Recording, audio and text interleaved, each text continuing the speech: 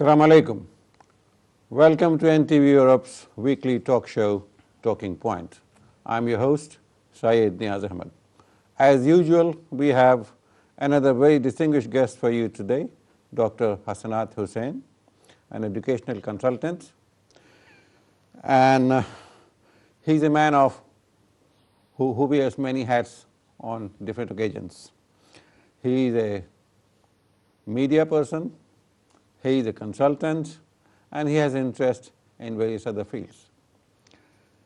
From Sunamganj to Dhaka University, to London, to University of Exeter, and then Middle East and Africa. It's been a long journey, Dr. Hasnat. It is. And back again to Tower Hamlets. Where did it all begin, and how did you chart it out? Thank you. Mr. Neaz, thank you. First of all, Thank you for coming along and wading through the Friday traffic of London. It is a pleasure to be here with you, and thanks for inviting me. Not at all. And you mentioned Sunamganj. This just brings nostalgia. That is a place where I was born. And now it's a district, of course. At that time, it was a small subdivision town. And Pakistan has just been created. And my father was a veterinary surgeon. Initial posting was in Shillong.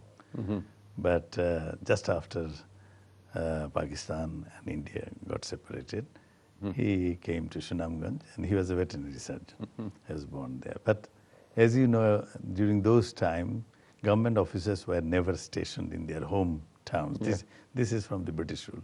So immediately after that, you said the journey to Dhaka University. It reminds me of my early education. It all started from a girls' school in Rangpur. I started my education from Rangpur Girls' School. It was a co-ed school? Co-ed school, and it was dominated by ladies, of course. And we were about, What a pleasure. What a pleasure. 8, 10 boys. And I believe when we reached class 4, the headmistress called us one day and said, "Tumra bodo hoye gecho, you have grown up, now you have to go to a boys' school." I still remember we cried our hearts out at home. And our But you didn't know the reasons. Well, we didn't want to leave our friends who happened to be ladies, or girls. In today's version, the girlfriends.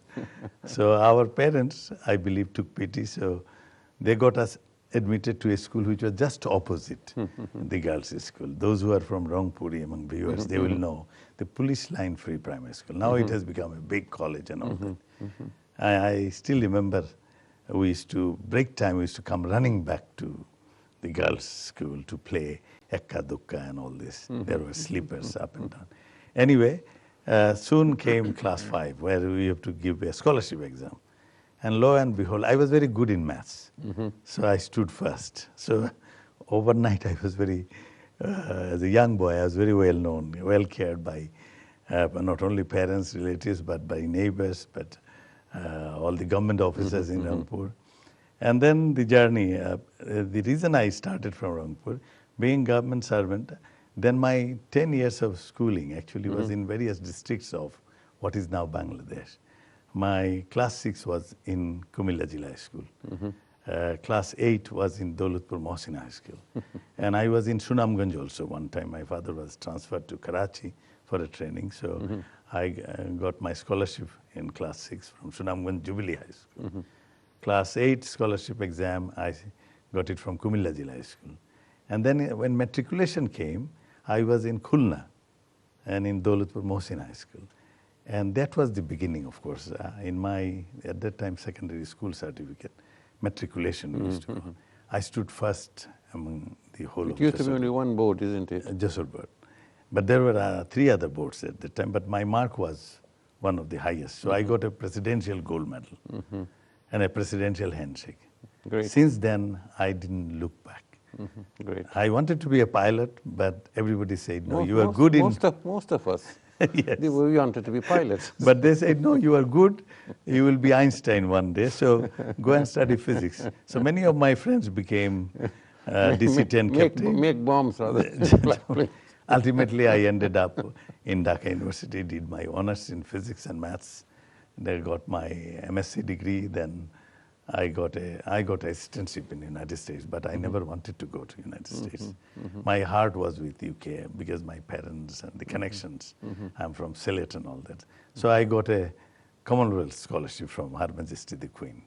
That landed me here in London, but I didn't like the accommodation in London. I came from from Bangladesh. When was that? In Imperial College. No. When was the year? Soon after independence, 1973, independence of Bangladesh. Yeah. So me and my wife, I was married then. I was married very young. I got my MSc in 1970, got married in 1970, soon after liberation of Bangladesh. So we two came very fresh in London, looking for living in London, but I didn't like the accommodation. So my supervisor, Professor Blindstoyle, a very famous physicist, suggested I go and visit Exeter. I never knew where Exeter was, but when I visited, and the house they offered me was Jane Austen's house. It is mentioned in Pride and Prejudice. It's called Barton Place, the Barton Farm. It's still there. It is a white house. And that house was given to me. There was a condition by Jane Austen that it is for postgraduate students, preferably overseas students, married couples.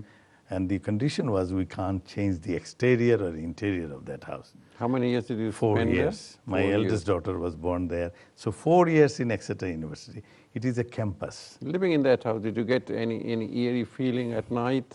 Well, was the ghost there? I had a knack for looking for hidden treasures. So I used to go there, alleyways and all that. But what I fell in love with that house because I had a billiard table in one of our, we had old machines through which, old dryers.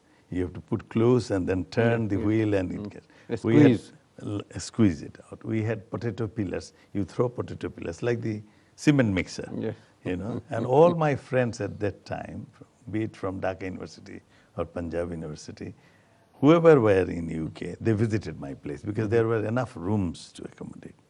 So Exeter gave me the first footing of UK. I did my PhD, my professors were good, I had publications. Then I went back to Dhaka University to serve my country because it's newly independent. We had dreams that we'll do it. We had dreams that Dhaka University will be in the forefront. So I went there I started my MSc in nuclear physics. You went back to Dhaka in which year? 1977. 77. How were things then? Well, it had gone through a kind of turmoil, isn't it? At that time, there was hope. There was hope and aspiration, great expectations. So we all went back. Remembering that my background is nuclear physics and solid state physics. But we went back and wanted to do solar energy. Wanted to do something for the fishermen who goes down into Bay of Bengal fishing without any drinking water. Right. The Solar Energy Center at that time we made in Dhaka University, along with few of my professors, I can remember two of them, Professor Siddiq, Professor Hosain, myself, and Professor Siddiq Rabbani. He was much junior. He's a famous man now in Bangladesh. We started Solar Energy Center, the first center. So we thought in this country, we'll run cars by burning gobar, cow dung. And we tested it. We wanted... This is also known as gobar gas. Yes.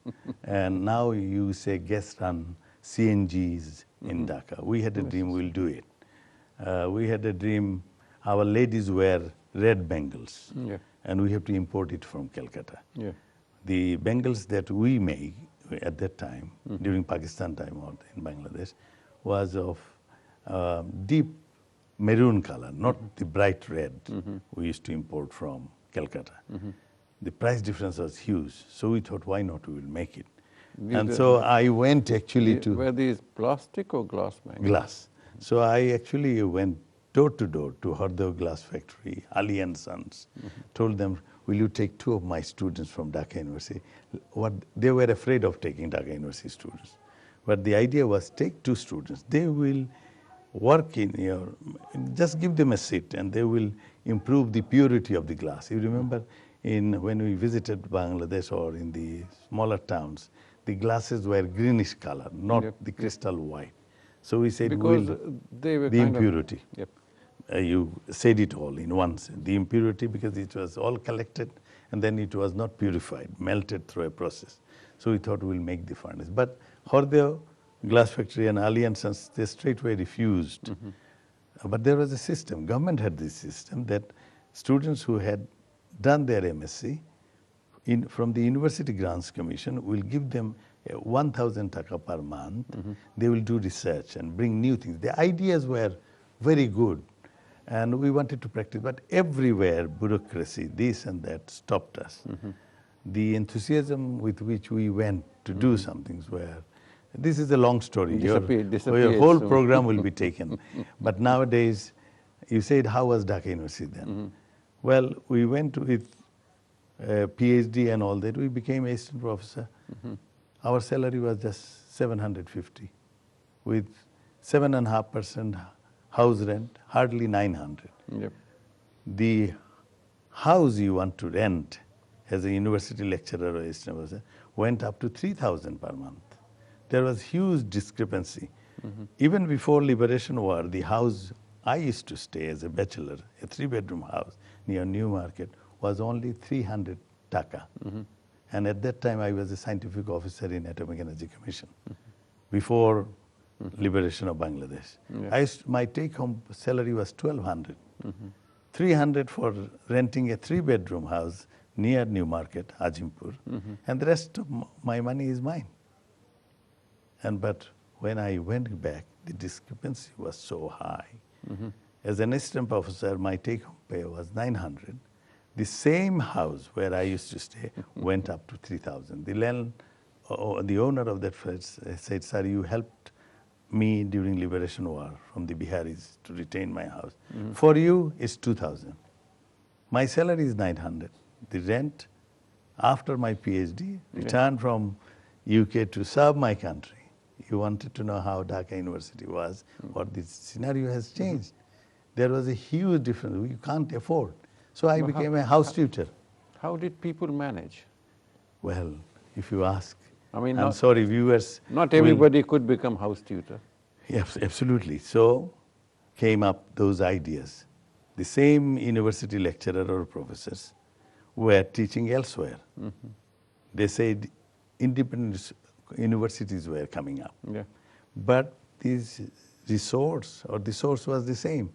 Same Dhaka University teacher, same teacher of Bangladesh University of Engineering and Technology. Doing their own locum. Yes. And that was a bad sign. It is still on record. I opposed it. At that time, I was very active in Dhaka University Teachers Association.